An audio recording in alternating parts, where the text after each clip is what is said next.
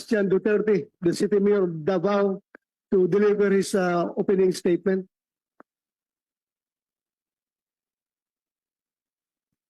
Honorable members of this committee led by Senator Aquilino Pimentel, Senator Ronald Bato de la Rosa, the presiding officer, Senator Robin Hood C. Padilla, the PNP, ladies and gentlemen, mayong hapon sa inyong tanan. On behalf of my fellow Davaoenos, we welcome the Senate Committee on Justice and Human Rights and the Committee on Public Order and Dangerous Drugs to Davao City.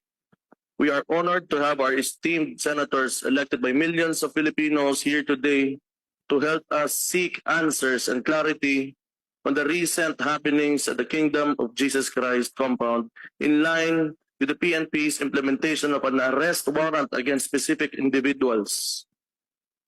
On August 24, 2024, at least 2,000 PNP personnel led by General Nicolas Torre III and acting under the directives of PNP Chief General Romel Marbil entered the KOJC compound supposedly to serve an arrest warrant. However, what appears to be an arrest operation has already turned into a siege as PNP personnel have been occupying the said property, private property, without proper authority, raising serious concerns about the legitimacy of the operation.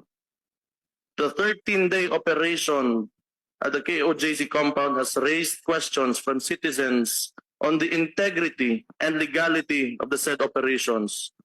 Are these operations being done by the PNP still within the bounds of the law? Are the rights of the Filipinos being respected and protected?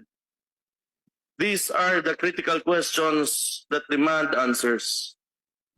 The Senate hearing is an opportunity not only for us Davaoenos but for all Filipinos to understand why these events are unfolding in this manner.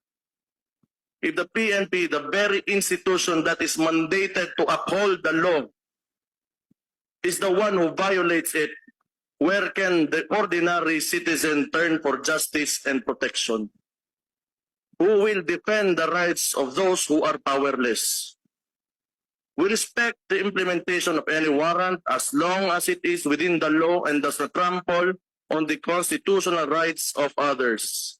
It is our firm belief that the pursuit of justice must never come at the expense of fairness and due process. The Davaoenos are peace-loving people, and we take immense pride in our city's long-standing peace and order, which we all worked hard to sustain over the years.